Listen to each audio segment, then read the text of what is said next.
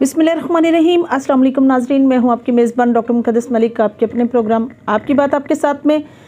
नाजरीन, हर इंसान अपनी बाक़ियात, अपनी हिस्ट्री से पहचाना जाता है कि उसका तल्लक किस इलाका से है, उसका तल्लक किस ख़ानदान से है, और वही लेगेसी, वही सिस्टम किसी न किसी तरह से ब्लड लाइन में होने की वजह से इंसान में वही चीज़ें रिपीट होती रहती हैं। आज हम मौजूद हैं चेचियाँ शमस में, और हमारे साथ जो शख्सियत मौजूद हैं, अगर उनकी हिस्ट्री की बात करूं तो आज से 500 साल कबल वो लोग पिंडी बटियां से माइग्रेट करके, उनके बड़े बुज़ुर्ग जो हैं वो यहाँ चेचियाँ शमस में आबाद हुए, और उनके कबीला जो है वो राय दला बट्टी एक बहुत बड़े राजपूत बहादुर जो है वो कमांडर की तरह उन्होंने अपनी लाइफ जो है वो गुजारी थी। हाकिम सांदल बार उनको टाइटल दिया गया था। उनकी नस्ल से है ये ख़ानदान।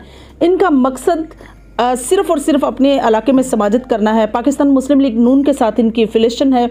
और अगर हम बात करें इनकी समाजी कैरियर की, तो इनके वालिद साहब चौधरी फ़ाज़िल अलहाज फ़ाज़िल एक ऐसी शख्सियत जिन्होंने तहरीक आज़ादी पाकिस्तान में और तहरीक आज़ादी गुजरात में बड़ा अहम रोल अदा किया।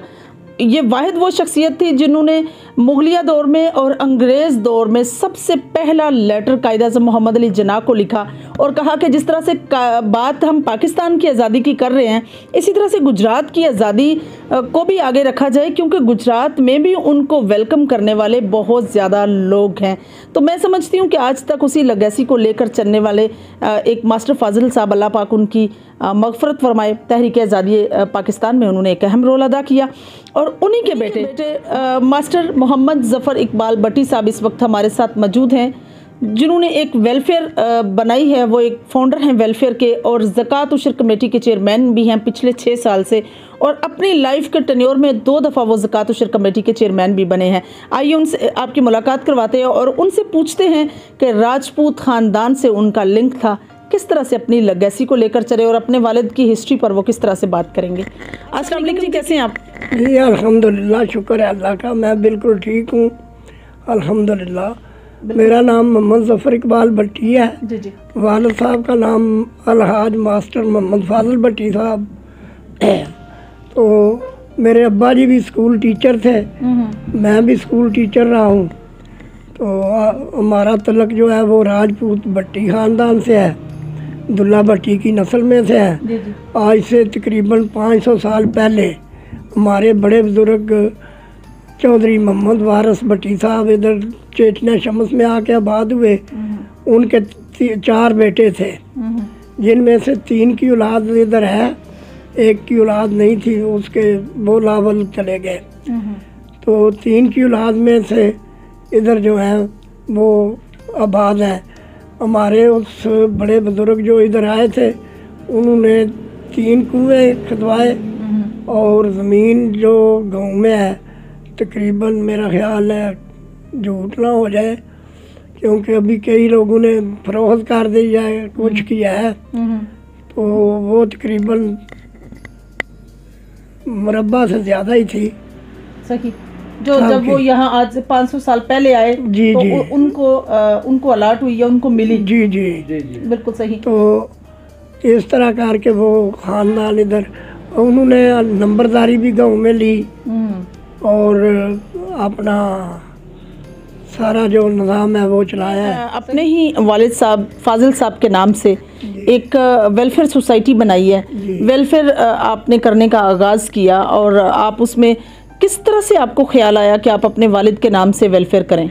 जी, वो वेलफेयर जो बनाई है ना, वो खिदमत खल्क के लिए ही बनाई है, और गरीब बंदों की मदद के लिए और सफ़ेद पोश बंदों के लिए वो बनाई थी। वो बनाने का इस तरह मेरा इरादा बना कि मैंने एक बंदे से उधार मांगे 10 रुपये, तो उसने देने से इनकार कर दिया। तो मुझे बहुत महसूस हुआ कि ये तो बहुत बुरी बात है कि मांगे कोई तो ना दे। उस वक़्त गुर्बत का ज़माना था। जी जी। मेरी तनख्वाह उस वक़्त 150 रुपये थी।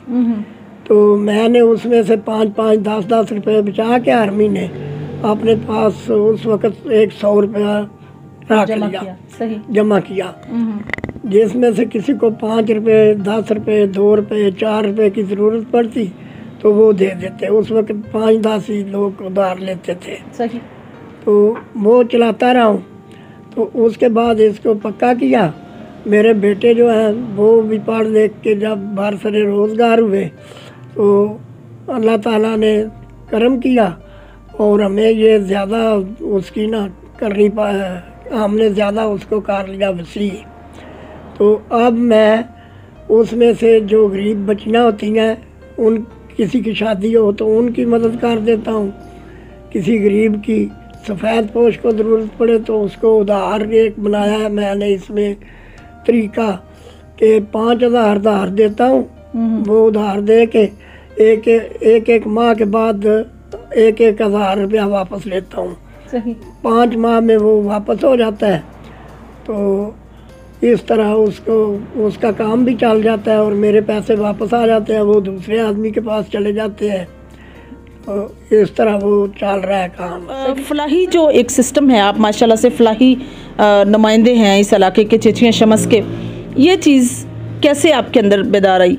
मतलब एक तो होता है कि आपने जिस तरह से बात की कि आपने 10 रुपये उधार मांगे तो ऑटोमेटिकली आपके दिल में ये बात पैदा हुई कि आपको ज़रूरत है एक वेलफेयर बनाने की। अब जब आपने वेलफेयर बना ली है तो डोनेशन आप लोगों से लेते हैं या आपके अपने माशाल्लाह जो 7 बच्चे बाहर हैं, ओवरसीज़ हैं, उन्हीं के अकोमोडेट से?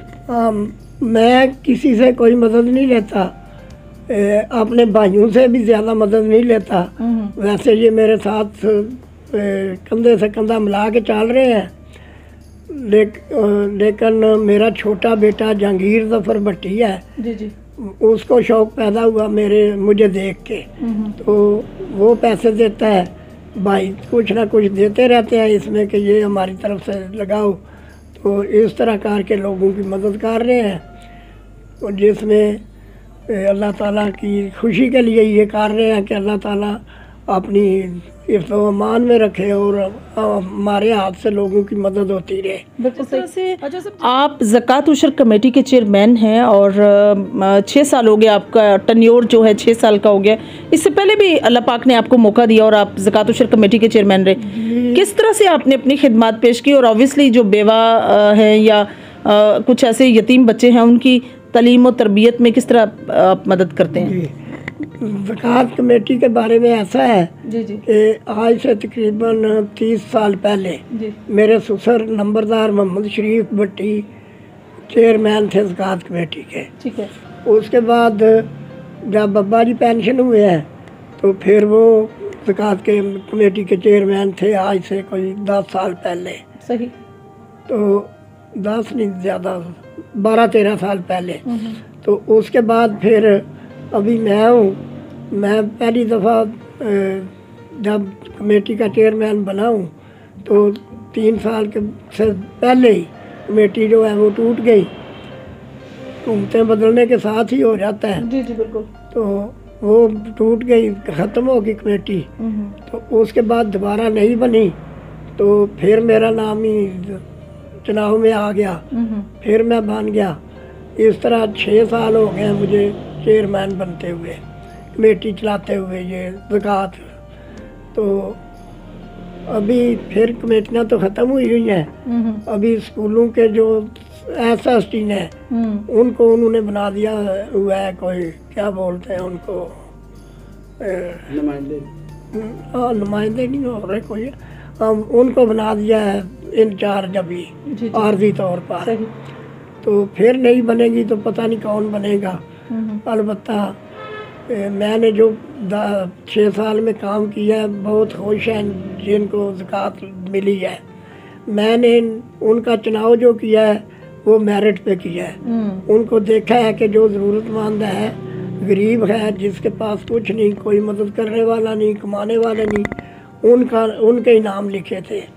किसी बंदे का सिफारशी नाम नहीं लिखा और ना ही किसी ऐसे बंदे को ज़कात में शामिल किया है कि जिसको किसी और मद से कोई मिल रहा हो, यानी बेनज़ीर फंड से, या वो ज़कात ले रही हो पेंशन कोई बंदा, या और कोई ऐसे तरह इसी तरह ना मिल रहा हो किसी फंड से उनकी मदद हो रही हो। तो मैंने बिल्कुल शफाफ तरीके से वो किया है। मेरे कमेटी के जो मेम्बरान हैं वो भी खुश हैं, उनके सलाह मशवरे से ही सब कुछ किया है दोनों बार। तो अल्लाह का फजल है। आपने हैदराबाद कह के मुस्लिम लीग नून ज्वाइन की है, नवाबजादा ख़ानदान के साथ एफिलेशन है आपको, तो अब इलेक्शन होने वाला है, क्या लगता है आपको कि किस तरह से आप अपने चेचियाँ शमस से मुस्लिम लीग नून को जितवा सकेंगे? यही है क्योंकि हमारा ख़ानदान बहुत बड़ा है। तो पहले भी हम काफ के साथ ही थे, तो पिछली दफ़ा जो मेंबर बनाया उसको भी हमने ही मेंबर बनाया था, और जिसकी तरफ हम वोट देते हैं वही मेंबर बनता है।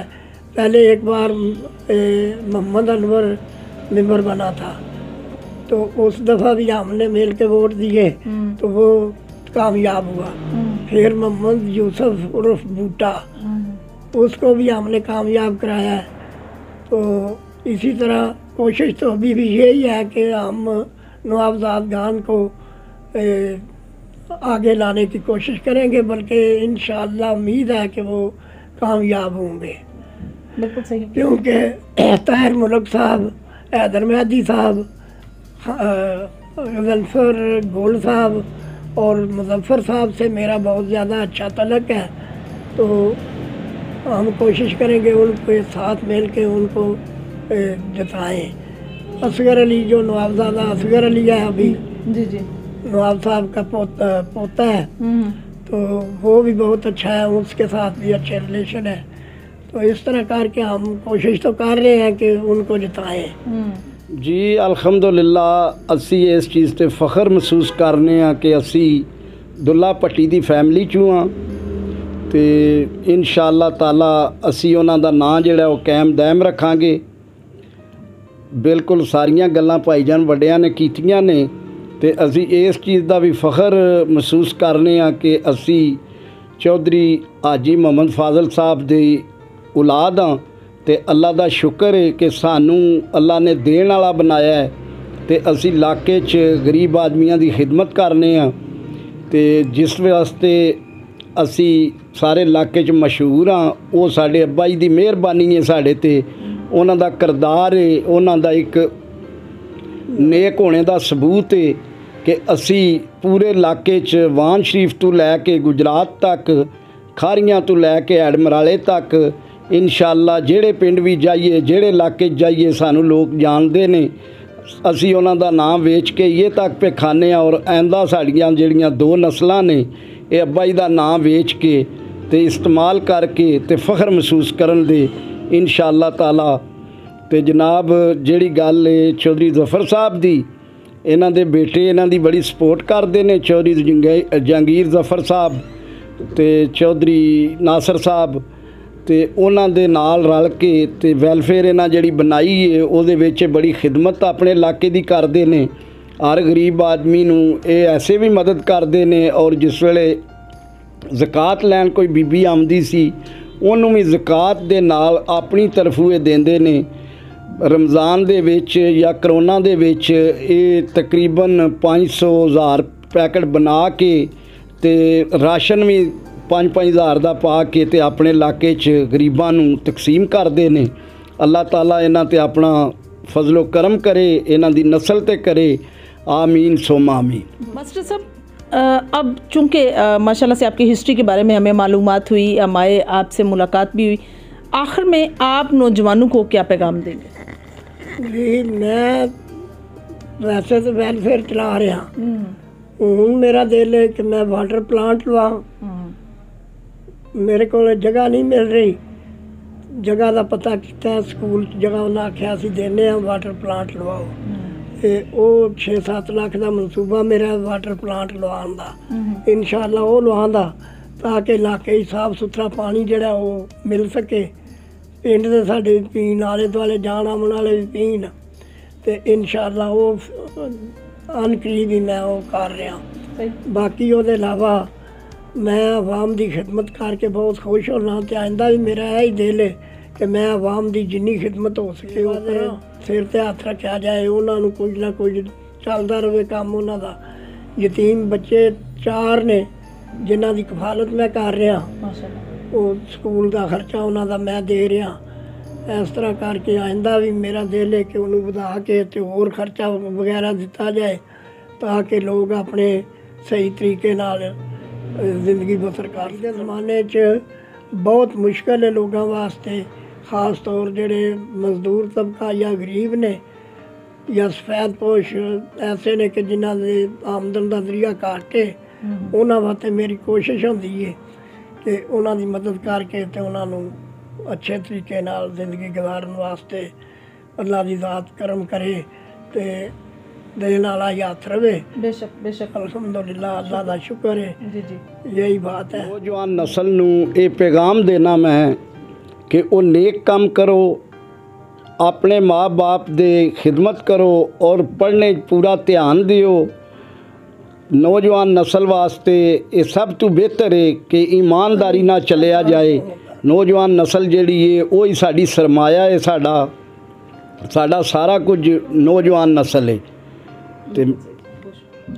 जी तो नाजरीन, ये थी मास्टर ज़फ़र इकबाल भट्टी साहब की गुफ्तगू और चौधरी इफ़ज़ाल अहमद भट्टी साहब की गुफ्तगू जो आप लोगों ने सुनी। और मैं समझती हूँ कि ख़ानदानी लेगेसी को लेकर चल रहे हैं और हाजी साहब की जिस तरह से उनके वालिद साहब की एक हिस्ट्री है उसको कायम दायम रखने के लिए सारे भाई और उनके पोते बेटे सब मिलकर एफर्ट कर रहे हैं। ये सबसे खुशाइंद होता है कि इंसान अपनी ब्लड लाइन या अपनी सिस्टम समाजत को देखते हुए उसके साथ उसको लेकर चले। इंशाल्लाह मेरी और आपकी मुलाकात होगी फिर किसी नए प्रोग्राम में, तब तक ले इजाज़त चाहती हूँ। अल्लाह हाफिज़।